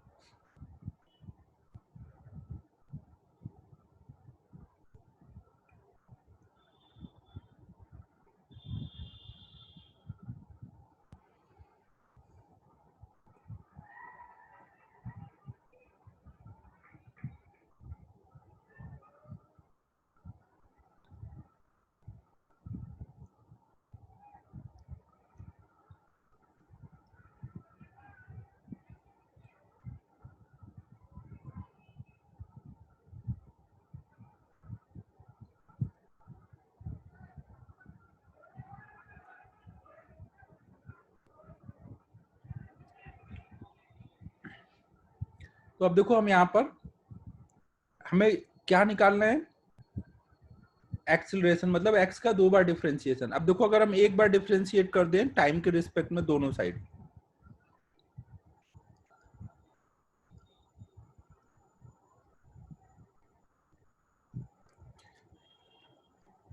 एक्स स्क्वायर का t के रिस्पेक्ट में डिफरेंशिएशन नहीं हो पाएगा ना, चेन रूल लगाना पड़ेगा, नीचे dx लाना पड़ेगा ऊपर dx, तो ये आ जाएगा 2x into dx by dt।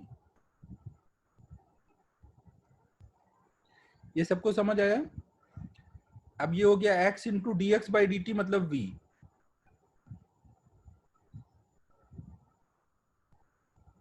हाँ भावेश, वैसे लिख करके भी कर सकते हैं, वैसे भी चलेगा, ऐसे भी चलेगा वैसे भी चलेगा, उसमें थोड़ा लंबा एक्सप्रेशन बनेगा, इसमें थोड़ा एक्सप्रेशन छोटा रहेगा, दोनों सही है। अब हम अगर इसको दोबारा डिफरेंशिएट कर दें, अगर हम इसको डिफरेंशिएट करें और v जहां पे भी आएगा वहां पे हमें क्या लिखना पड़ेगा, t by x, v equal to t by x आया, हमें क्या चाहिए, dv बाई dt, एक्सीलरेशन चाहिए मतलब dv बाई dt। तो इसको डिफरेंशिएट करेंगे, अब डिवीजन वाला रूल लगा देंगे ना, पहले x बाहर किया, डिनोमिनेटर बाहर किया, t का डिफरेंशिएशन, t का डिफरेंशिएशन t के रिस्पेक्ट में 1 आएगा ना, फिर माइनस साइन, फिर उल्टा t बाहर किया, x का डिफरेंशिएशन, x का डिफरेंशिएशन t के रिस्पेक्ट में dx बाई dt आ जाएगा अपॉन में x स्क्वायर। अब dx बाई dt को v लिखेंगे ना,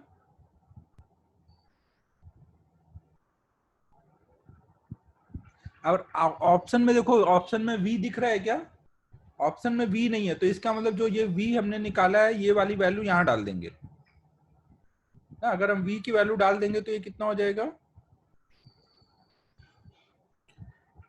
dv बाई dt मतलब a equal to x minus t into v की जगह t बाय एक्स डाल दिया ना, यहां से ये वैल्यू डाल दी।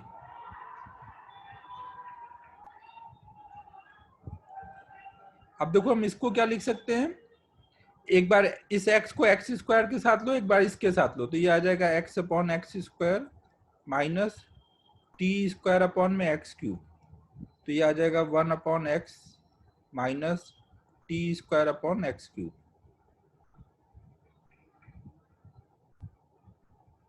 तो कौन सा ऑप्शन आ रहा है, ये माइनस कैसे आ गया, कुछ गड़बड़ हुआ क्या, ये ऑप्शन में तो प्लस करके एक ऑप्शन ऐसा दिया है, कहां पे गड़बड़ हो गया,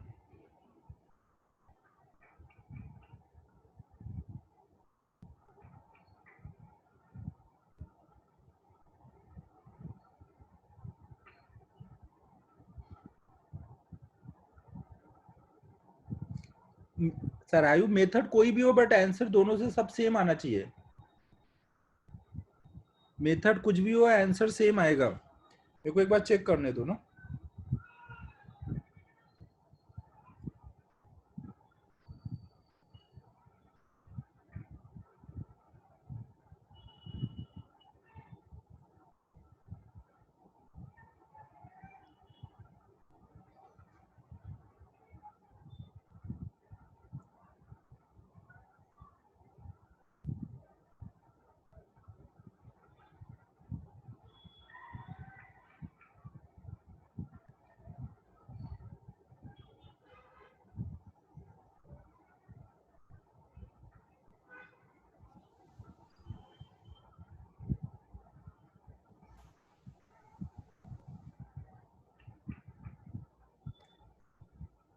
हाँ मैं सोच रहा हूँ भावेश, 2 मिनट रुक, थोड़ा कैलकुलेशन चेक कर रहा हूँ, सब सही है ना?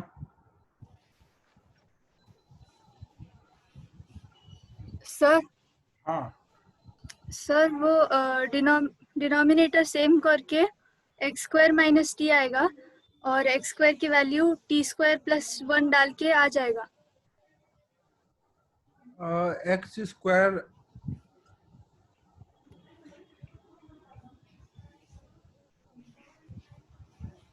एक्स स्क्वायर की वैल्यू बोल रहे हो कि टी स्क्वायर प्लस 1 डाल दिया जाए? हाँ सर, पहले बट डिनोमिनेटर ठीक एक्स क्यूब। है, एक्चुअल में ये आ गया तो सी ऑप्शन तो मैच कर ही नहीं सकता। आंसर क्या दिया है?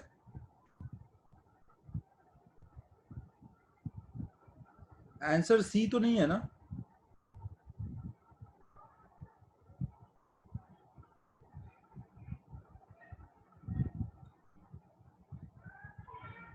सर आयु आंसर देख, क्या है आंसर? आंसर बताओ भाई क्या है?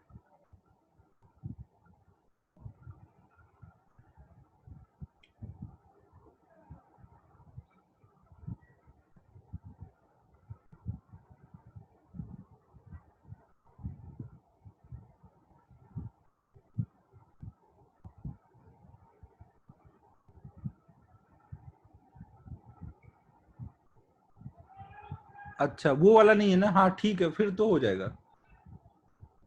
बी ऑप्शन नहीं है ना? हाँ तो हो सकता है ना। फिर तो देखो हम लोग यहाँ पे अब ऐसे सोच सकते हैं, इसको और सॉल्व कर लेते हैं। अब और सॉल्व करेंगे तो क्या होगा, अब यहीं से सॉल्व करते हैं ऐसे। मुझे लगा सी ऑप्शन की वजह से मैं कंफ्यूज हो गया, सॉल्व करेंगे तो हो जाएगा इसको। तो यहाँ पे देखो क्या आ जाएगा, x square minus t square upon में x square into x, LCM ले लिया ना। अब देखो वहां पे ऊपर एक्स स्क्वायर की वैल्यू कितनी दी है, T square plus 1। X square की ये वैल्यू दी है ना टी स्क्वायर प्लस 1, तो ये यहाँ डाल देंगे, माइनस टी स्क्वायर अपॉन में एक्स क्यूब। तो टी स्क्वायर कट जाएगा, 1 अपॉन में एक्स क्यूब आ जाएगा। समझ आया सबको ना? थोड़ा और उसको सॉल्व करना था। मैं सी ऑप्शन में माइनस प्लस देख के मुझे लगा कुछ अपना गड़बड़ हो गया क्या।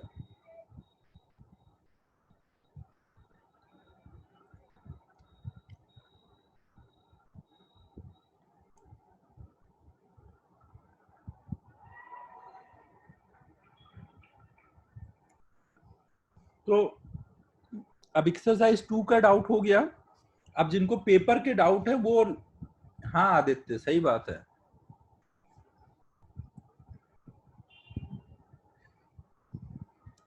श्रेयस इन टेक्स्ट वाले तो अपन कर लेंगे क्लास में। अब जिनको एग्जाम में जो वीकली टेस्ट हुआ था उसमें अगर किसी को कोई डाउट है तो वो पूछ लो। कुछ बच्चे थे जिनको उसमें डाउट था।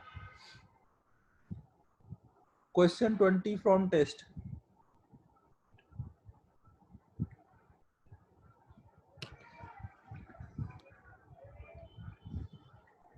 एक मिनट ना, वो मुझे व्हाट्सएप पे निकालना पड़ेगा, 1 मिनट रुकना। भावेश एक्सरसाइज 131 भी है, 31 देख लो भाई।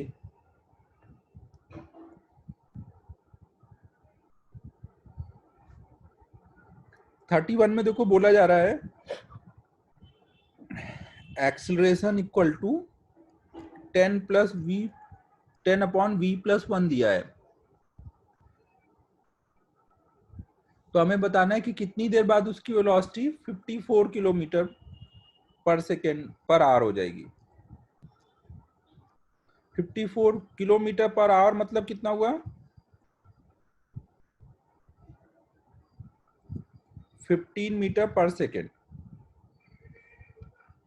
तो ए को आप क्या लिखोगे, यहाँ पे देखो आपको ए फंक्शन ऑफ वी दिया है और v की लिमिट दे दी गई, टाइम पूछा है। तो a को क्या लिखे, dv बाई डी टी या v dv by d x.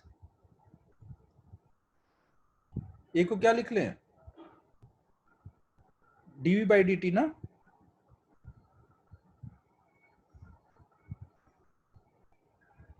अब v वाले टर्म एक साइड कर लो, v plus 1 dv equal to 10 into d T.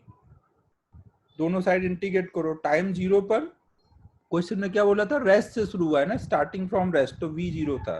फिर टाइम निकालना है जब हमारा v 15 हो गया है। कर दो अब इसको सॉल्व, इंटीग्रेट कर लेगा भावेश, लिमिट डाल दे, आ जाएगा।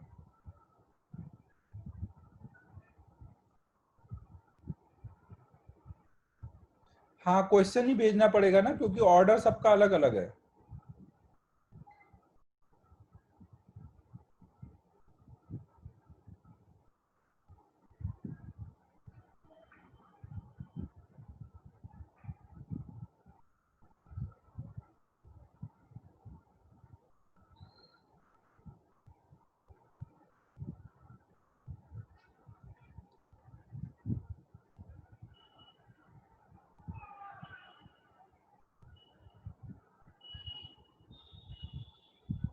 मैं 1 मिनट थोड़ा वो देख रहा हूँ ना व्हाट्सएप पे, कहाँ पे क्वेश्चन है ना, 1 मिनट वेट करना।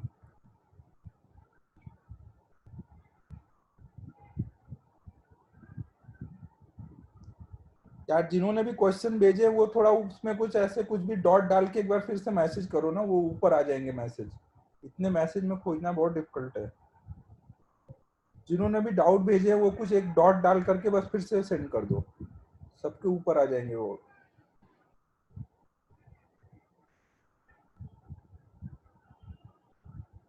हाँ आ गया आ गया।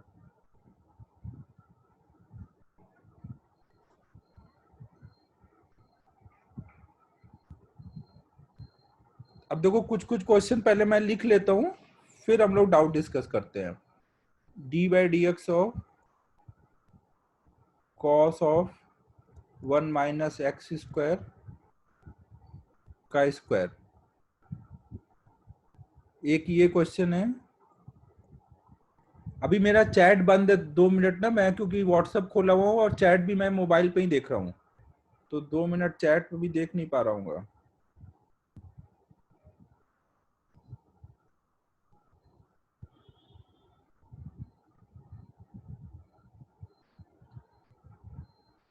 क्वेश्चन नंबर 2 है D by d x of, ये क्वेश्चन नंबर मैं रैंडम लिख रहा हूँ, ये जो डाउट्स व्हाट्सएप पे आए हैं वो लिख रहा हूँ बस।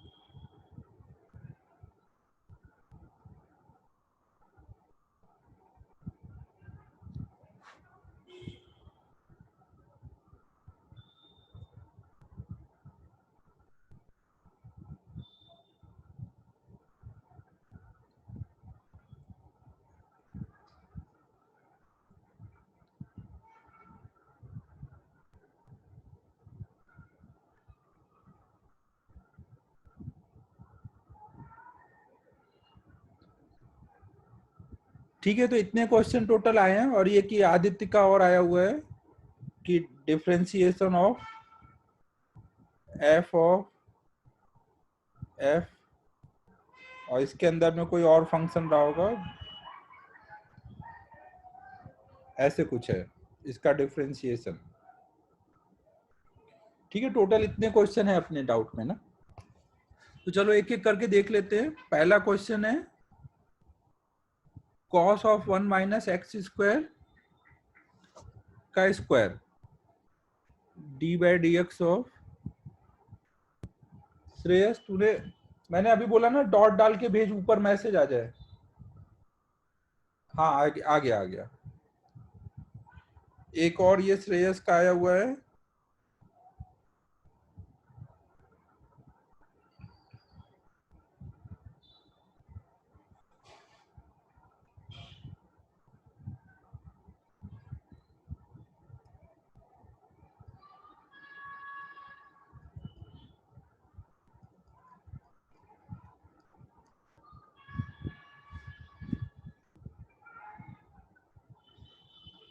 तो देखो अब पहला यहाँ से स्टार्ट करते करना ना, यहाँ से कर रहे हैं। cos of 1 minus x square का स्क्वायर ना,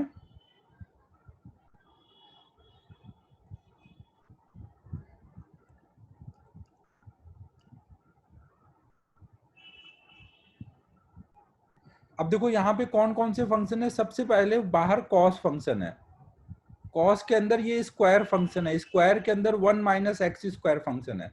सबको यहाँ फंक्शन समझ आ रहा है कौन कौन से हैं। सबसे बाहर cos फंक्शन, cos के अंदर ये स्क्वायर फंक्शन, स्क्वायर के अंदर ये 1 माइनस एक्स स्क्वायर फंक्शन। तो बाहर से डिफरेंशिएट करना स्टार्ट करो। सबसे पहले cos का डिफरेंशिएशन माइनस साइन। जब हम बाहर वाले फंक्शन को डिफरेंशिएट करेंगे तो अंदर वाले पार्ट को एज इट इज रखेंगे। फिर अंदर वाला फंक्शन, अब अंदर कौन है, स्क्वायर फंक्शन। स्क्वायर फंक्शन का डिफरेंशिएशन क्या होगा, पावर आगे आएगा, पावर में एक कम हो जाएगा। अब उसके अंदर वाले का डिफरेंशिएशन 1 माइनस एक्स स्क्वायर का कितना आएगा, माइनस 2x ना। अब ये सारा मल्टीप्लाई करके बता देंगे। ठीक है, पहला सबको क्लियर होगा।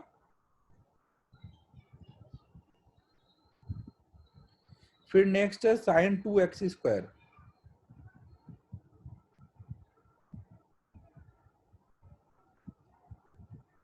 इसमें भी वैसे ही है, बाहर का फंक्शन साइन फंक्शन है, फिर अंदर 2x स्क्वायर फंक्शन है।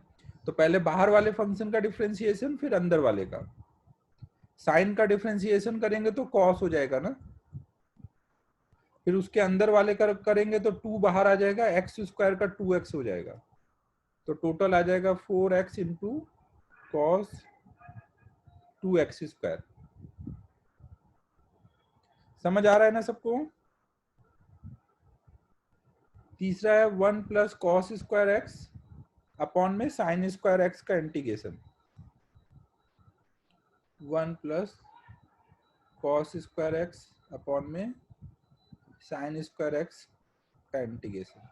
तो आप देखो इसको ऐसे लिख सकते हो, एक बार 1 को साइन स्क्वायर एक्स के साथ लो, एक बार कॉस स्क्वायर एक्स को साइन स्क्वायर एक्स के साथ लो।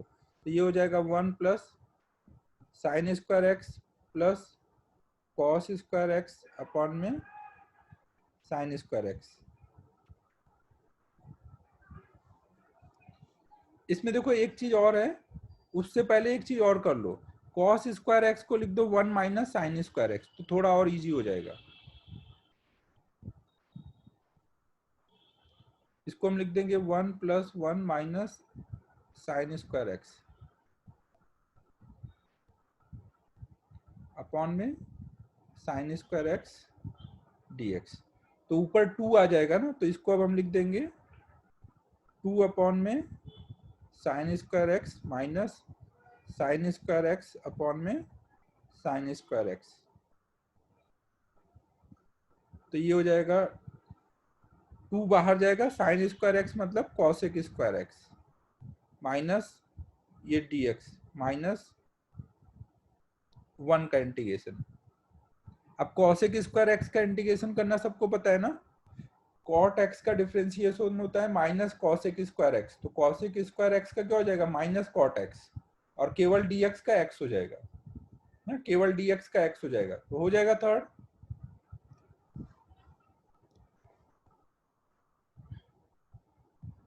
ठीक है, सबको क्लियर है ना, पूरा नहीं सॉल्व कर रहा हूं। फिर फोर्थ में y ऑफ log x का पावर में x। फोर्थ सम है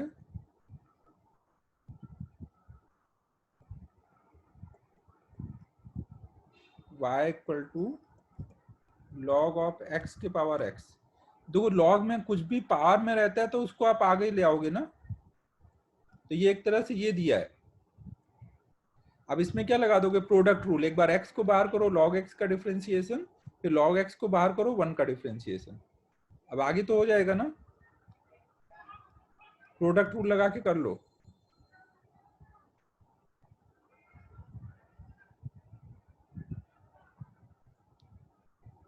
फिर नेक्स्ट है x square into sec x cube dx.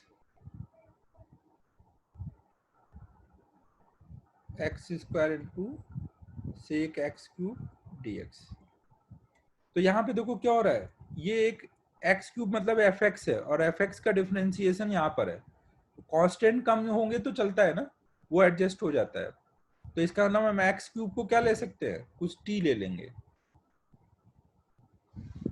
यहाँ पर x square sec x cube dx है। एक मिनट रुकना ना।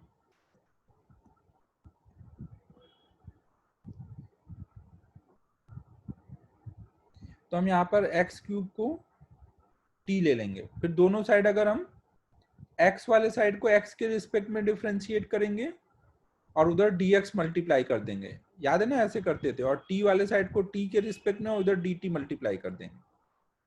तो जहां पर एक्स स्क्वायर dx है वहां क्या लिख सकते हैं, 1/3 dt। अब ये वैल्यू ऊपर डाल देंगे तो आ जाएगा सेक t dt बाय 3 बाहर कर देंगे। सेक x का इंटीग्रेशन बताया है ना, सेक x का क्या होता था, ln tan x plus sec x। याद है सबको, ln सेक x, वो सॉरी सेक x का इंटीग्रेशन कराया हुआ है formula.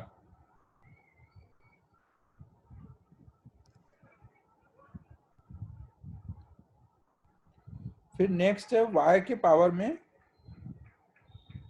Root x. Next question है y इक्वल टू ई के पावर रूट एक्स, इसको डिफरेंशिएट करना है। तो डिफरेंशिएशन में क्या होगा, आप फंक्शन देखोगे कौन कौन से फंक्शन है, यहाँ पे कौन कौन से फंक्शन है। सबसे बाहर का फंक्शन e है और e के अंदर रूट एक्स वाला फंक्शन है ना, सबको समझ आ रहा है, बाहर का फंक्शन e है और अंदर का रूट एक्स है। तो पहले बाहर वाले का करो डिफरेंशिएशन, फिर अंदर वाले का करो।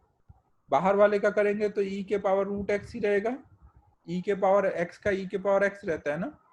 फिर रूट x का करेंगे, रूट x मतलब कितना, x के पावर 1/2। तो पावर आगे आएगा, पावर में 1 सब्ट्रैक्ट करोगे, 1 सब्ट्रैक्ट करोगे तो पावर माइनस हाफ हो जाएगा। माइनस हाफ का मतलब 1/√x। ठीक है, ठीक है बच्चों, समझ आया। फिर नेक्स्ट है सेवेंथ,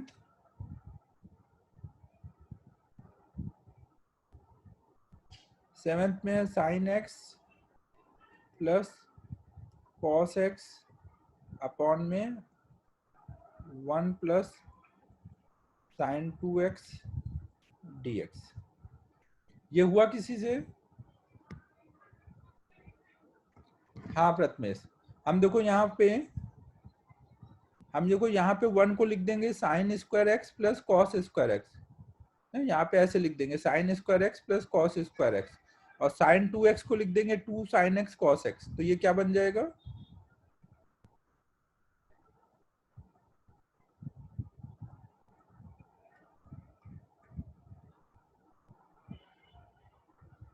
ये समझो, ये हो जाएगा sine x plus cos x का होल स्क्वायर। आप इसको ओपन करोगे तो क्या आएगा, sine square x cos square x वो 1 हो जाएगा, 2 साइन एक्स कॉस एक्स वो साइन 2x हो जाएगा। तो ये सेम चीज लिखी है। अब अंडर रूट से जब बाहर निकालोगे तो यहाँ पे ऊपर भी sine x plus cos x होगा और नीचे भी sine x plus cos x होगा। ये कट जाएगा, केवल dx बचेगा, केवल dx का इंटीग्रेशन x आ जाएगा।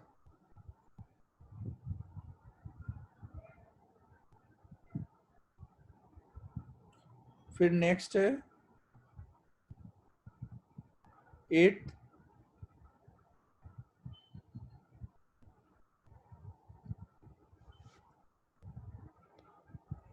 इसमें देखो y इक्वल टू था रूट में 1 plus x over 1 minus x और dy बाई डी एक्स निकालना है। तो आप यहाँ पे क्या कर दोगे, आपके पास दो फंक्शन है, 1 प्लस एक्स पावर में हाफ और 1 माइनस एक्स पावर में हाफ, तो u बाई वी लगा दो, डिवीजन रूल। डिवीजन रूल लगा देंगे तो इसमें क्या होगा, पहले 1 माइनस एक्स को बाहर किया, ऊपर वाले को डिफरेंशिएट करेंगे। अब जब इसको डिफरेंशिएट करोगे तो चेन रूल लगाना पड़ेगा, पहले पावर वाले फंक्शन का डिफरेंशिएशन फिर अंदर वाले का। पावर का डिफरेंशिएशन क्या होगा, पावर आगे आएगा, पावर में से 1 सब्ट्रैक्ट होगा, फिर अंदर का करोगे तो 1 का 0 हो जाएगा, x का 1 हो जाएगा, फिर माइनस साइन।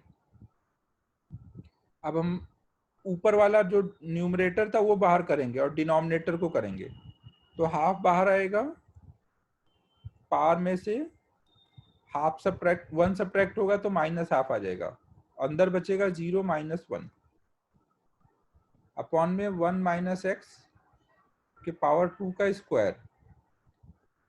अब देखो ये कितना हो जाएगा, यहाँ पर है 1 माइनस एक्स के पावर में हाफ इंटू नीचे 2 है और साथ में ये नीचे आ जाएगा 1 प्लस एक्स पावर में half minus 1 plus x power में half by 2 into 1 minus x power में हाफ, और माइनस माइनस ये देखो प्लस हो जाएगा, यहाँ पे माइनस है और ये माइनस है तो ये माइनस माइनस प्लस हो जाएगा,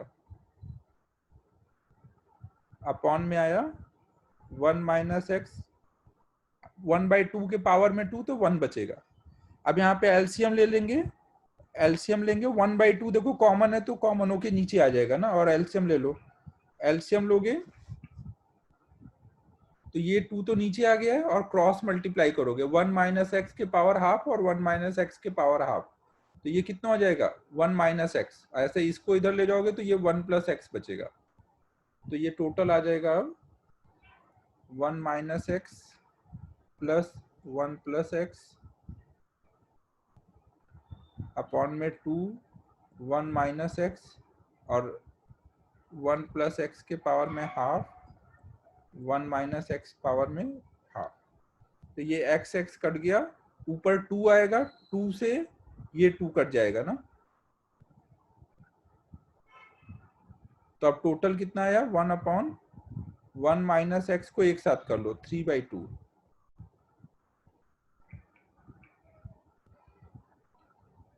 ये समझ आया ना, यहाँ पे पावर 1 है, यहाँ हाफ है, ये मल्टीप्लाई होकर के 3 बाई 2 हो जाएगा और इसको ऐसे रहने देंगे। थोड़ा लेंदी क्वेश्चन था बट एग्जाम में एक दो लेंदी आते ही है ना, डालना ही पड़ता है एक दो लेंदी। लेंदी क्वेश्चन एक्चुअल में एग्जाम में लास्ट में करना होता है अगर टाइम मिले तो, ज्यादा लेंदी दिखे तो छोड़ दो, वही बेटर है, बाद में टाइम बचे तब करो। फिर नेक्स्ट है 9th वाला, 9th तो देखो बस फंक्शंस लिखे हैं, 9th में देखो फंक्शन लिखे हैं, सबसे बाहर का फंक्शन f है, फिर उसके अंदर का फंक्शन स्मॉल f है, फिर उससे अंदर का फंक्शन कुछ g है।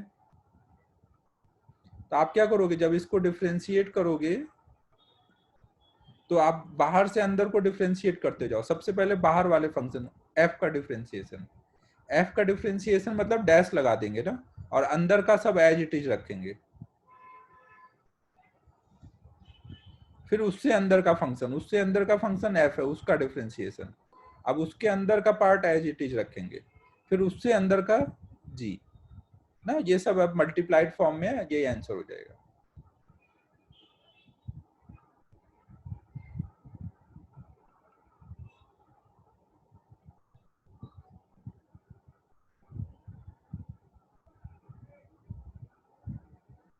और फिर देखो एक ये है x square upon x square plus 4,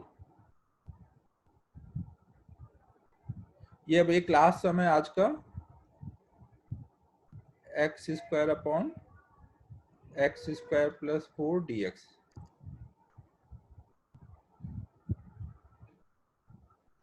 ये क्वेश्चन किसने किया,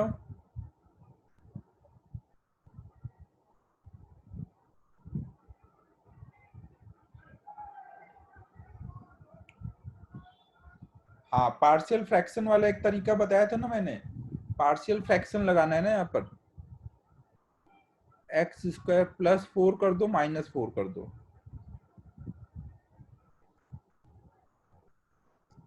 अब एक बार आप एक्स स्क्वायर प्लस 4 के साथ इसको लो और एक बार माइनस 4 के साथ लो, तो ये क्या आ जाएगा, x square by plus 4 upon में x square plus 4 minus 4 upon में एक्स स्क्वायर प्लस 4।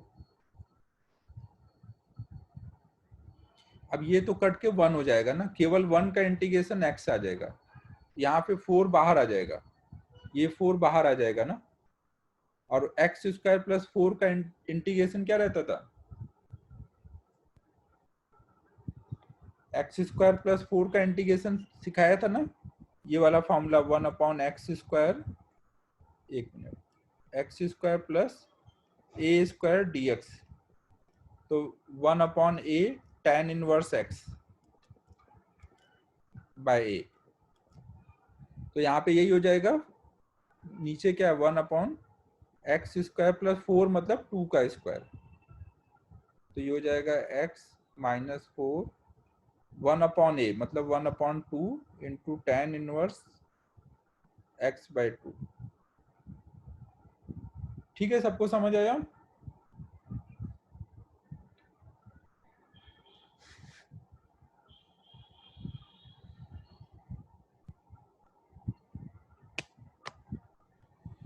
ठीक है, तो फिर आज की क्लास में बस इतना ही करना था।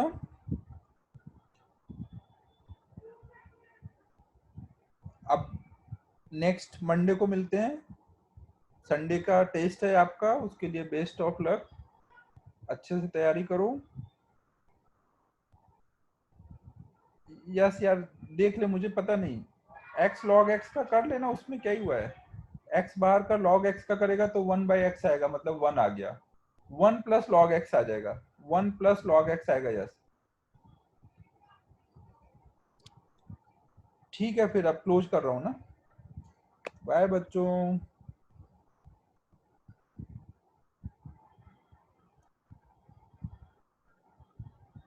यस डाउट भेज मुझे, देखता हूँ क्या है ऑप्शन है उसमें ना, है मेरे पास, वैसे चेक करता हूँ।